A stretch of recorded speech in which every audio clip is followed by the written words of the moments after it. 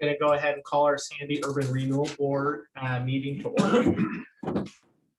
Jeff, would you like to call the roll? Yes, Board Member Pietzold. Here. Board Member Smallwood. Here. Board Member Sheldon. Here. Board Member Walker. Here. Board Member Exner. Here. Board Member Hokinson. Here. Board Member Jones Chris, we all know you're here. is here, I believe. He's here. Board Member Schneider, and actually, would you like to come up to the? Okay. I think we probably need him standing at the podium the entire meeting. Just make sure we can hear him. And Board Chair Pulliam. Here. Yeah.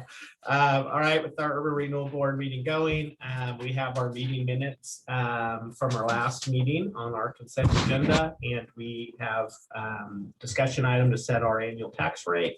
Let's visit the consent agenda. Unless there's discussion, I'll entertain a motion for adoption. I'll make a motion that we accept the consent agenda. For a second. Second. There's a motion by Board Member Sheldon, a second by Board Member Exner to adopt the consent agenda. All those in favor signify by saying aye. Aye. Opposed, nays or thumbs. Motion carries. With that, Tyler, let's talk about our tax rates. Good evening, board members. This is the first time that any of you are seeing a resolution such as this for the Urban Renewal Agency. Typically, when we adopt the budget for the biennium, we elect to receive 100% of the tax revenue we can possibly get. We've always been able to do that. No harm, no foul. Because of the success of the agency and increased assessed values, we've now triggered what is known as revenue sharing. So essentially, when property tax collection, imposed property taxes reach 10% of the original maximum indebtedness of the plan, we have to begin sharing a proportion of that increment that now has been generated. A little bit of history about the district. It was created in 1998 with the initial maximum indebtedness of $5 million, meaning that the agency could spend no more than $5 million in its duration. That was amended in 2008 to $18 million and then increased again in 2015 to $67 million, which is where we're at today. We've currently expended just under 23 million. We have about 44 million remaining in the existing capacity of the district. Back to the 10% threshold number, the $5 million amount was set so low at the initial onset of the plan that the other taxing districts essentially allowed us to use the revised $18 million number as that trigger for revenue sharing. So essentially, once we received $1.8 million in property tax revenue, we would be required to share anything above that. The agency keeping 25% of the amount above 1.8 million, the other 75% being shared to the other taxing districts, fire district, county, etc. And there's a full list of those tax districts within the annual report that is linked in your staff report tonight. Essentially, what that means for the district is that we're no longer going to see annual increases in property tax collection of 6 to 7%. You know, we've had this nice, really steady growth for the last number of years. We're going to be limited now more to that 3% growth that state law allows, plus a little bit more on top of that, that 25% of the increment that's above the 1.8 million. Essentially, for this upcoming fiscal year, that equates to about 1.9 million in property tax revenue. Excuse me, Tyler, Yes. Can you just clarify that when you say that about the 3% and all that, is that just the urban renewal funds or the city tax funds? This is specifically just for urban renewal. Okay. Yeah, city tax funds, whole different. Okay, got it. But both are capped at 3%. Both are sort of guaranteed 3%. So we see more than 3% in the general fund because of growth. If we saw zero growth, then we would see probably just a flat 3%, maybe a little bit more if there was major improvements done on any, buildings, but generally speaking, 3%. If we had a significant commercial construction, this would be quite a bit more, correct? Correct. Especially if it had to be inside the urban renewal boundaries. Yep. But if we had whatever, REI, I'm always looking at something that would make it more effective. That would increase it by quite a bit, then, right? And we would not be limited to the 3%. We would still be having to share that additional increment. So we might get a nice big development, 362nd and Bell, some commercial opportunity down there perhaps. The assessed value for the district is going to grow because of that new development, but we will still only be getting 25% of the amount over $1.8 million in taxes. Right. So yes, we would still see some one-off growth, but it's not going to be at the same level that we've seen in the past with this sort of nice increasing line on a graph.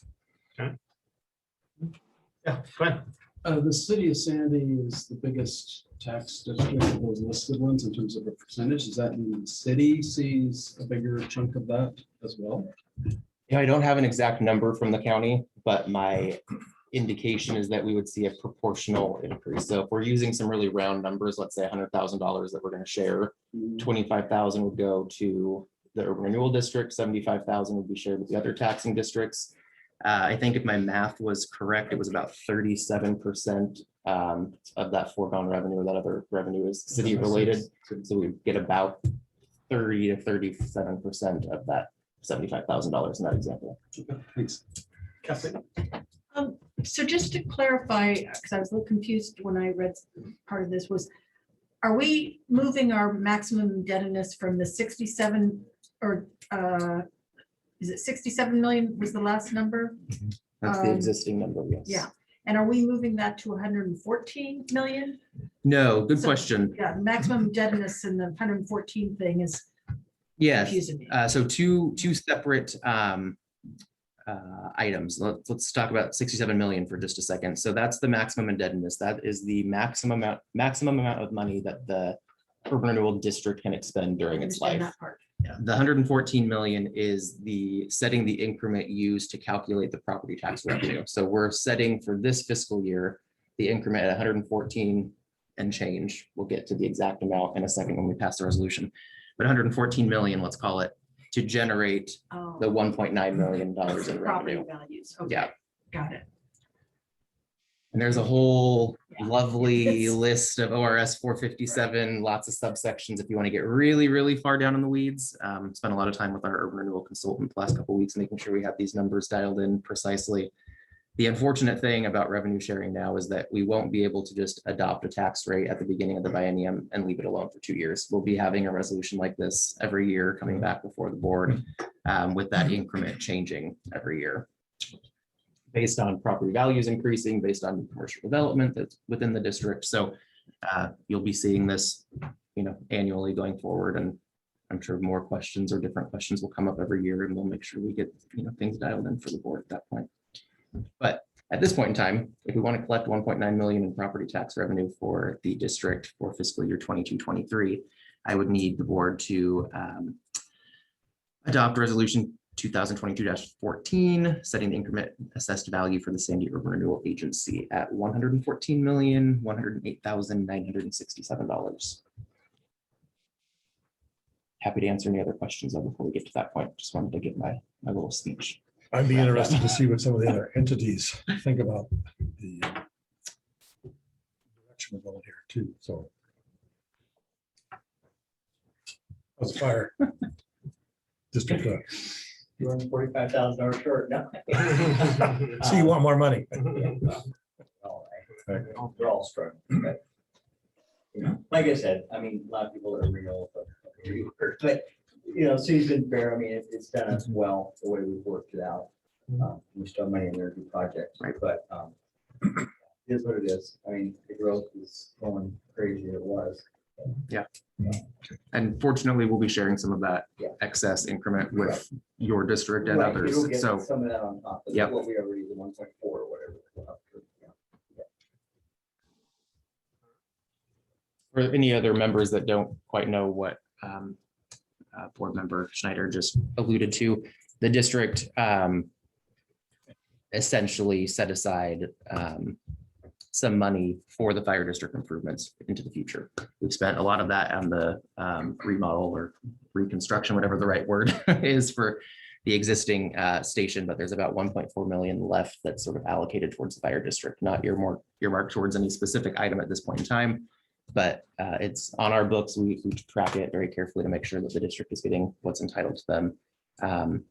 So we can revisit that again in the next budget cycle as well to talk about what funds are allocated where and how that weaves into the overall plan. All right. we have a motion? Make a motion to adopt resolution 2022-14, a resolution setting the incremental assessed value for the Sandy Urban Renewal Agency. Second. I'll second. Motion by Counselor Hokinson, a second. Board Member Hokinson, second by Board Member Sheldon. All those in favor signify by saying aye or give me a thumbs up. Aye. Aye. Opposed, nays, or a thumb down. Motion carries. All right, thank you, everybody. I'll go ahead and adjourn our Sandy Urban Renewal Board meeting.